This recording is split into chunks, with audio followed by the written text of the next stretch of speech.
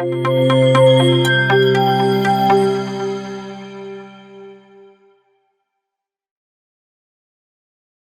morning, Brett. Morning, John. Excellent. How are you? Yeah, I'm great. Really good after a 4-day weekend, so rested and relaxed, ready to take on new challenges. Absolutely. Great to hear. It's a pleasure to have you take part in our CTO News Thursday vlog recording. And, very keen to learn more about yourself, Reach, and, obviously the challenges that you're solving within sort of the publishing sector. So, in the first instance, please can you introduce yourself to our audience? Yeah, sure. Firstly, thank you for inviting me. But yeah, I mean, I'm Brett, Brett Hawson. I'm head of business systems at Reach. I've been there just over 6 months now, so got my feet under the desk and now beginning to kind of try and make a difference. I've been in IT for 25 years now, so a fairly long time across multiple sectors: financial, transportation and storage, education, fast-moving consumable goods, information and communication, to name a few. So, and all those have been heavily biased towards customer support, customer success, or customer focused, or the internal user. So yeah, quite a bit of experience when I begin to look back on it. Excellent. No, that's absolutely fantastic. And that's, absolutely, you've got a sort of a vast array of skills and organizations that you've worked at. So I'm sure that's bringing to, Reach sort of a very, very much needed sort of different way of working potentially in your would it be head of business systems environment. So, I've Yeah, noticed a slight accent. I've noticed a slight accent in your voice. Can you share where that's from, if you don't mind me asking? yeah, I'm originally from South Africa. I immigrated here in 2001. At the time, I was working for DHL, and they consolidated their data centers from country into a kind of region, 3 regions, kind of the US, EMEA, and Asia Pacific.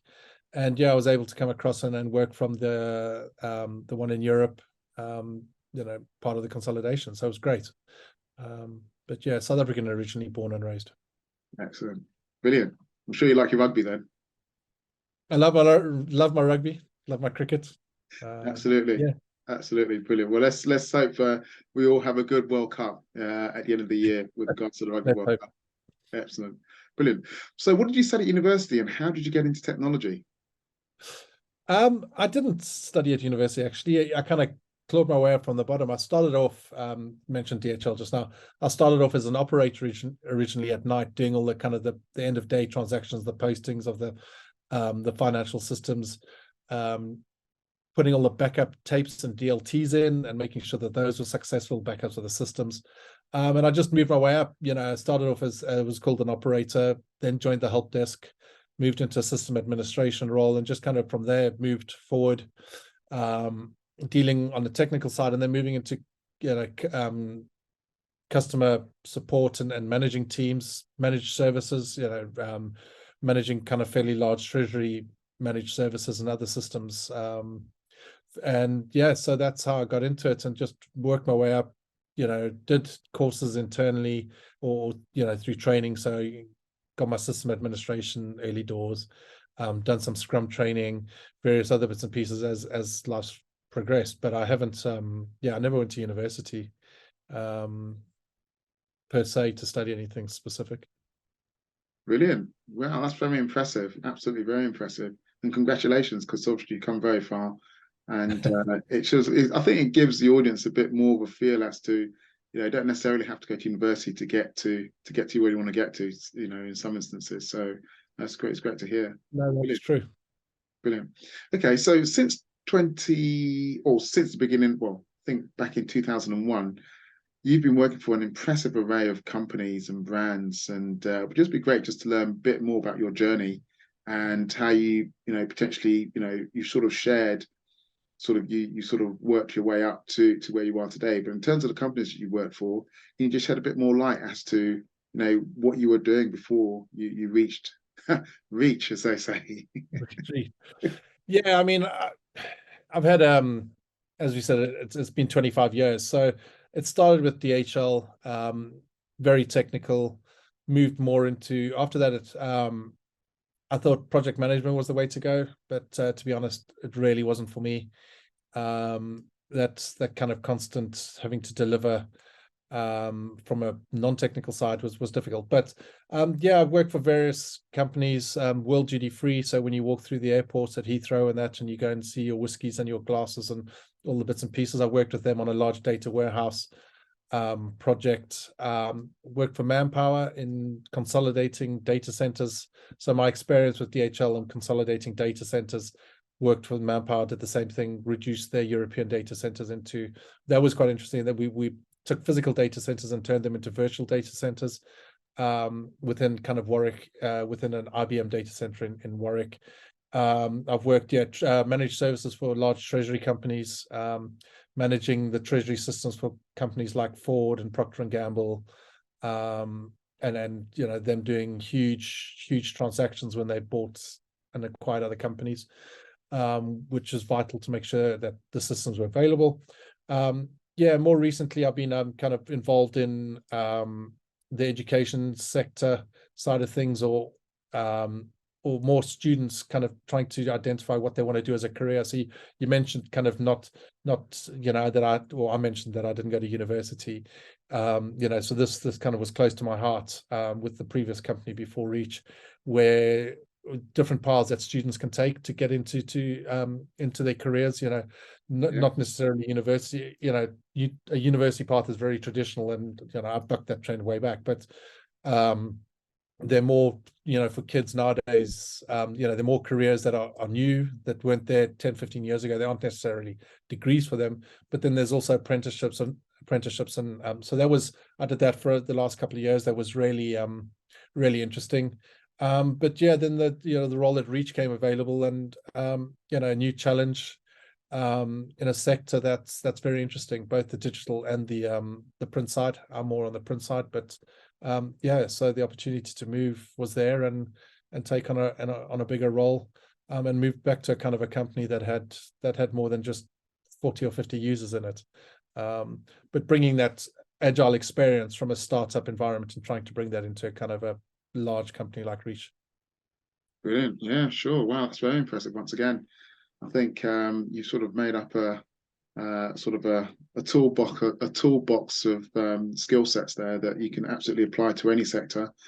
And it'd be great just to learn more about Reach. So what is Reach, and what challenges are you solving within that sort of publishing space? So Reach is the old Trinity Mirror. It's at the moment it's a kind of the amalgamation of or the joining of many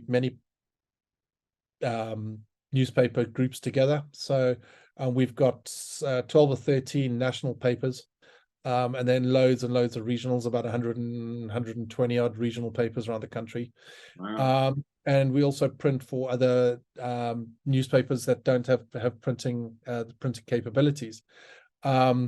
I'm on the, like I said, mentioned more on the print side of the technology side of the business. And so the business systems, I'm responsible for internal business systems. So it's the financial systems, it's our sales systems. It's the systems that help people get their advertising purchased. And then also at the end of the day, the systems that send everything down to the printers to be able to be put onto paper every night. So that's my side. But Reach has been around for many years. We've got 3 print sites, one in Watford, one in Oldham, and one up in Cardonald in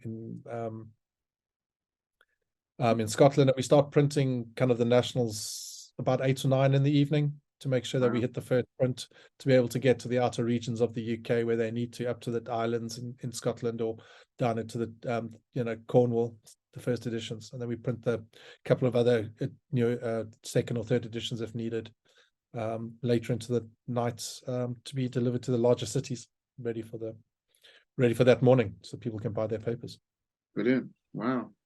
Do you know, I think that leads us nicely really to my next question is, at Reach, you talked about from our previous conversations, there was an environment where you sort of transitioned from a monolithic systems to a more sort of SaaS based, oh sorry, IS based systems environment. Can you just shed a bit more light from move from that monolithic systems environment to that infrastructure as a service environment, and the challenges that you sort of overcame and came across? Yeah, I mean, we're still very much on that journey. It's so on the digital side, it was far simpler to achieve that. Being newer, they were able to kind of almost start up as a, having platform as a service or infrastructure as a service. But on the print side, we were traditional. Reach was traditional with its data centers, primary, one in Canary Wharf, and the failover based out in Oldham, I think it was. But we realized pretty quickly that with the cloud, that was the way to go. So we did a lift and shift initially. So we've moved monolith systems and literally servers and converted them to virtual and put them into the cloud. And now we're in the process of moving away and utilizing infrastructure as a service to turn those systems or to get rid of those older systems. So on the printing side, we're breaking the components down and almost kind of creating a microarchitecture for the various aspects. The bits that we can, because there's still obviously certain software has to sit in the printing sites to be able to deliver that, but the bits that we can get away from, we're doing.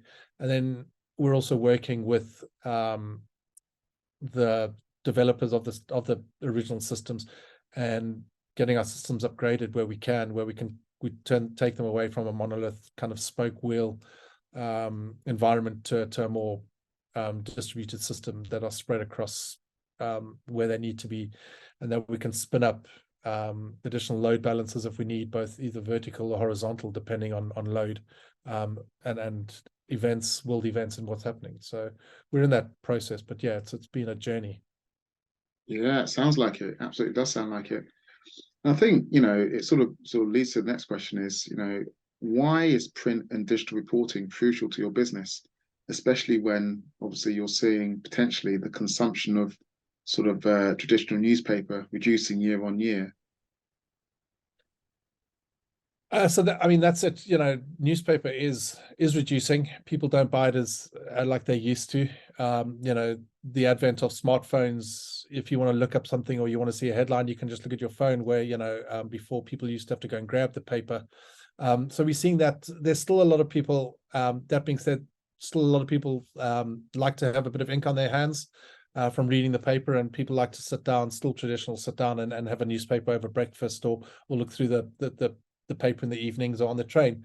But the biggest challenge we have is we can track papers to a destination, but so to news agents, we can tell you which news agents they went to, what the number of papers, or which papers. But then we begin to lose that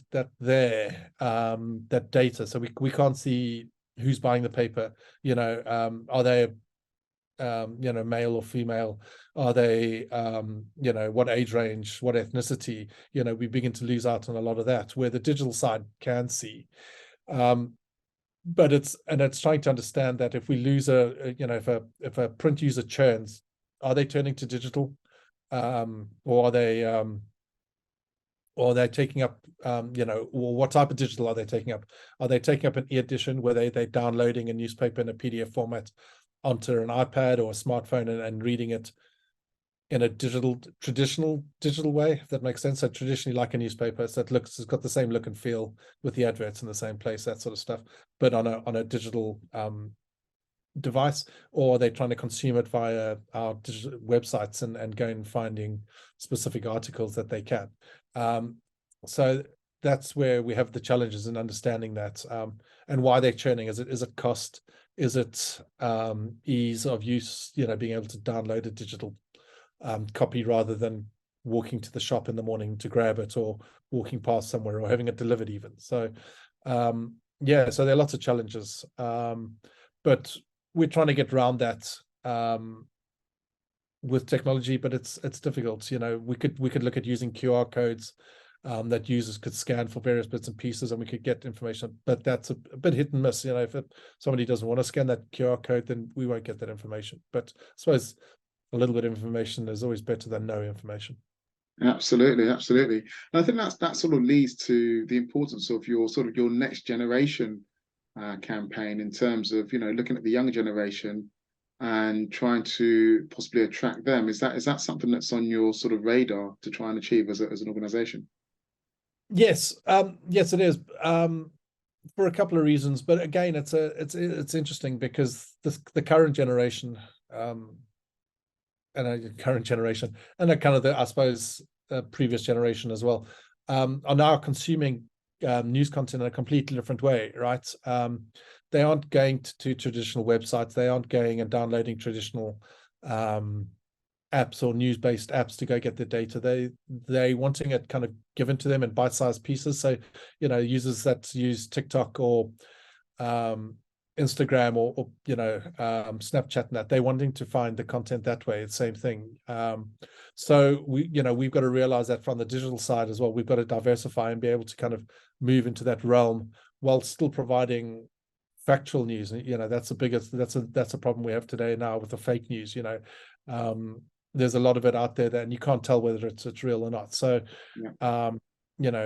it's so we've got a couple of bits and pieces that we're trying to push forward with, but it's a continually evolving landscape, and it's changed so quickly in the last 10 years 10 years ago everything was absorbed via Facebook and traditional websites. Now it's now it's power apps and where it's algorithms curating the data, the information that they see.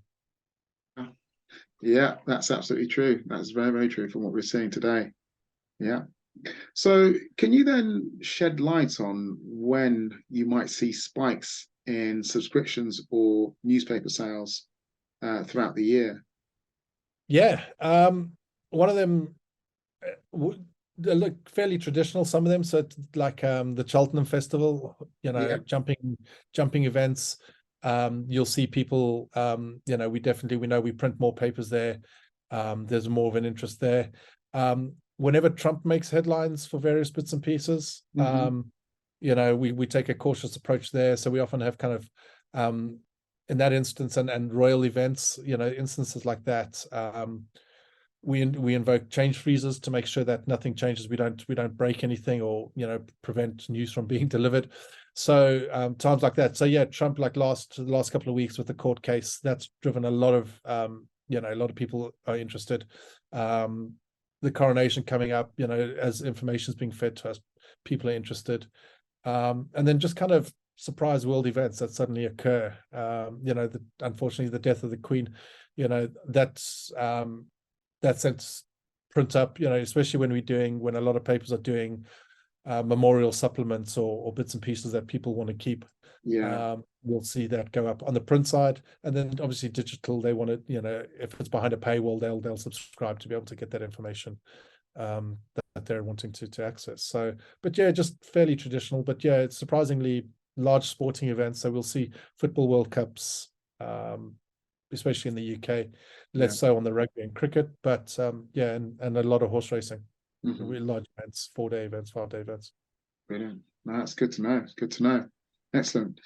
So as head of business systems at Reach, how are you looking to make the lives of the user or your users and customer simpler through the applications that you provide? So by constantly asking ourselves, how can we make their lives simpler? As your question said, how can we, and going back and finding out. So COVID came and our workforce is now remote. The majority of the workforce is remote, and that's brought newer challenges in, right? So that's brought in the ability, the need to support users' home broadband to a certain extent. When they say that the internet's not working, is it the internet? Is it their hardware? Is it somewhere else? Accessing systems. So things like trying to use technology that makes their life simpler. So when they turn on their computer for the first time as a new starter, and they log in, they don't have to read a kind of an 8-page document that says, well, you've got to connect to this VPN, and once you've done this, go to this application and put your credentials in and do that. We're trying to utilize technology where we don't have a need for a VPN, but they're going through a secure network automatically when the device boots and is using software there. Trying to just take away just additional steps, Complexity. really. And also trying to unify systems so that the data that they need is in any of them, really. If someone in sales or logs into our into the Salesforce system, that they can see what their current customers' account balance is, or what their credit limit is, so that they can sell them, be able to approach them just to see if they want to buy for more ads. They don't have to then log into the finance system to go away and find the customer. So, integrations of standard information across systems is another one that makes their life simpler. Finance don't want to have to log into a Salesforce system to go away and see that information. They want to be able to log into their finance system. And you want to make sure that the systems that generate the ads and complete the orders for the adverts knows this information as well. Are they, can they process this payment because their account balances are right? Or so so that's the other part is integration at an application layer that removes the need to use multiple systems continually. Brilliant.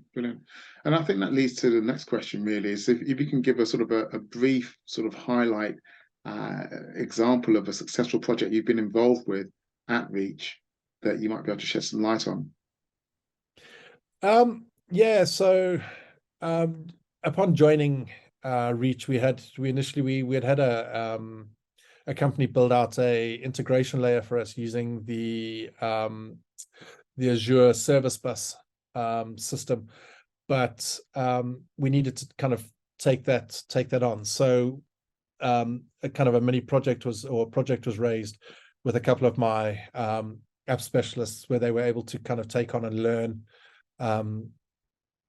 about this integration layer and all the bits and pieces that it touched and where it passed data to, and that. And it was a new technology for them. They're originally coming from a finance background. They understood finance systems, databases, and that. So that was, and we had to work to tight timescales because we were, getting rid of the contractors on that side. So that was one. And then I've also been heavily involved at the moment. We're in the process of changing managed service providers for our first level support and our joiners, movers, leavers process. So I've been heavily involved in that and reducing the original 13 suppliers down to the final supplier, and then working with them in getting it ready to go across and sign. So they should hopefully sign the contract within the next 2 or 3 weeks before the beginning of May, and then we'll be swiftly moving into transition to have them hopefully running the systems and everything by late August, early September. So that's a kind of a project that's ongoing, but it's fundamental to providing that. How can we help our customers and make their lives simpler, and trying to make sure that that's done again without much impact to that end user. If we can achieve that without them kind of noticing that we've changed providers, that'll be brilliant. Absolutely, that's always the goal, and I think you're on the journey to doing that. So yeah, great to hear and learn more about. Excellent. Okay, so what do you do to stay current with technology? Yeah, as little as possible, I guess. No, in reality, on a day-to-day basis, I'm constantly faced with looking at technology and looking at ways we can improve systems and talking to the likes of yourself, IT labs and various suppliers, and how we can do things smarter, quicker, simpler, whilst reducing complexity and cost. And that, that keeps me up to it. But in a personal capacity, I spend a little bit of time looking at various bits online, but I don't belong to any subscriptions, and I don't kind of spend a lot of time going away and trying to find the latest technology or what it is. There's system architects that do that for me and come and tell me why it's a great idea. Sure, absolutely fine. Yeah, no, that sounds good. Excellent. All right. That being the case, then, which technology most interests you? There's a lot about ChatGPT or AI, ML. What's in your sweet spot? Mine would probably be on the networking side. So the advances we've made in the last however many years, last 5 or 6 even, just around security, the improved security of networks, the ability to kind of, segment them, divide them up in terms of, by geography, and that's, you're often seeing, especially with the way we consume print, and that is someone will send a link out and you go and open it and it tells you this video can't be viewed in your region, and how the kind of, you've got your network and the internet of things and how everything is just eventually evolving. I mean, it's you're now surprised if you come across a device that doesn't have internet access of some sort to be able to help make our lives better. Kettles and God knows what else nowadays, come with either Bluetooth or some sort of internet capability. Down to our washing machine. My wife loves the ability to be able to set up the washing machine via her phone and press go, or leave the house and start the washing machine while she's gone. But so that so the networking side, and especially the benefits we've made on the security side as well. Brilliant. Yeah, I think that's massive kudos to your wife to be able to be, to do that. I think that's a great advantage to have. Absolutely. Brilliant. So what would you say is your superpower? Do you have a superpower? My superpower, I suppose it comes from my many, many years of working in kind of complex support environments with tight service levels, really, is the ability to kind of, while everyone else is, I wouldn't say losing their head, but whilst things are critical and we're fighting tight deadlines, is to kind of just be able to slow down a little bit and kind of think about it. And, whilst everything else is racing by, just step back and think about it from a logical point of view and identify an issue or a source of a problem that kind of is causing it. So I guess it's the slowing down during intense periods and being able to kind of focus on something and to resolve issues that way, than kind of panicking. Absolutely. It's the ability to slow time down almost in those intense periods to find a solution. Yeah, I think some might call that the Matrix moment. Yeah, maybe. But Yeah. something like that. Everyone else is rushing past you. It feels like everybody else is rushing past you at 1,000,000 miles an hour. Yeah. We're able to kind of slow down, focus, and identify and point people in the right direction. So that fix things. Absolutely. Well, you're not the first to have said that. Many tech leaders are saying exactly the same thing. So you're absolutely in the right company in terms of the ways of working and ways of thinking as well. That's fine. Excellent. Now this leads us to our final question. And my final question is, what do you do outside of work in your spare time? Outside of work, I try to get away from technology. So you can find me outside. I'm either riding on road or off road. And as I mentioned, cricket and rugby earlier, I still play cricket. I also umpire when needed. And I spend a lot of time being abused as a water polo referee when I'm not playing water polo. So Brilliant. so away from technology, away from everything, just trying to cut it back and just remove that focus so that it's not all consuming. But so usually outside we're doing something physical, so Brilliant. Absolutely brilliant. Great to hear. I think one of my thanks. colleagues is also a water polo player, or was a water polo player back in his day. So he's told us a bit about water polo, and it's not what's the word? It's not as it's a bit like rugby, but in the water, from what I've understood. It's quite. Yes, It can be quite. it can get very physical. Yeah. Thank goodness for rolling substitutions, because I don't think I'd be able to last an entire match in the water.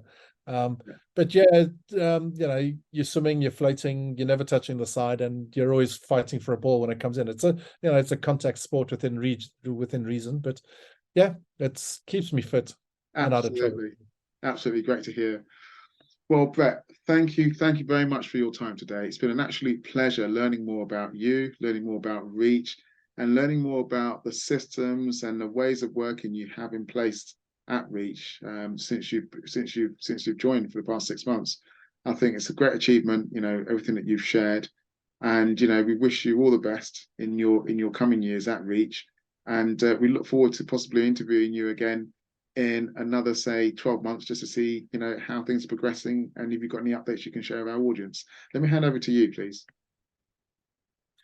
Thank you. Thanks for inviting me. And yeah, I'd look forward to coming back on in a year or so and discussing all the points, where we've made improvements and where we continue to make improvements. Yeah, I mean, it's a continually evolving cycle, right? As you get to the end of one where you think it's perfect, there's new technology and better ways of doing it again. So, but yeah, it's a really interesting industry, especially the print side. So I'm looking forward to it and the challenges it brings. And thank you for having me again. No problem. Thank you. Cheers, John.